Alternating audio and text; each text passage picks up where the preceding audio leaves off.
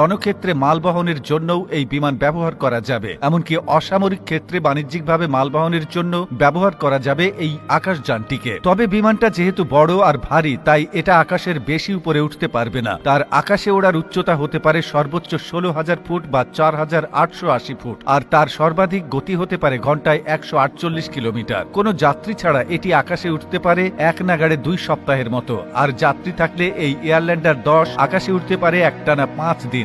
নির্মাতা প্রতিষ্ঠানটি জানিয়েছে হেলিকপ্টার বানানোর প্রযুক্তির চাইতে সস্তা ও পরিবেশ বান্ধব কৌশলেই এই এয়ারশিপটি বানানো হয়েছে। প্রতিষ্ঠানটির ব্যবস্থাপনা পরিচালক টম গ্র্যান্ডি বলেছেন, প্রচলিত বিমানের চাইতে এর গতি অনেক কম হলেও অনেক কম কার্বন নিঃসরণ করে। আধুনিক বিশ্বে মানুষ পরিবহন ব্যবস্থায় কার্বন নিঃসরণ কমানোর জন্য জ্বালানির বিকল্প খুঁজছে। সেক্ষেত্রে এই বিমান ভবিষ্যতে জনপ্রিয়তা পাবে বলে তিনি মনে করছেন। বর্তমানে বিমানটির ব্যবহারিক প্রয়োগ নিয়ে চলছে গবেষণা। টম গ্র্যান্ডি জানান, সাধারণত বিমানের পাখায় ইঞ্জিন থাকে, যার সাহায্যে সেটি বাতাসে ভাসে, যা মূলত মোটরের সাহায্যে বিমানকে সামনের দিকে এগিয়ে নেয়। কিন্তু এয়ারল্যান্ডারে হিলিয়াম পূর্ণ করা, যাতে করে অভিকর্ষ বলের বিপরীতে উপরে উঠতে থাকে বিমানটি। এছাড়া সমতল যে কোনো জায়গায় পানি, বালু, এমনকি বরফে অবতরণ করতে পারে এই বিমানটি। তাই সামরিক কাজে ব্যবহারের পাশাপাশি বিলাসবহুল ভ্রমণ ও ব্যবহার উপযোগী এটি। যখন এই বিমান চলাচল শুরু করবে, অবশ্যই যাত্রীরা এতে ওঠার জন্য আগ্রহী হবে। অবাক করার বিষয় হলো, এয়ারল্যান্ডারে হিলিয়াম পূর্ণ করার পর এর ভেতরে একটি ফুটবল মাঠ বা 6টি ডাবল ডেকার বাসের সমান জায়গা তৈরি হয়।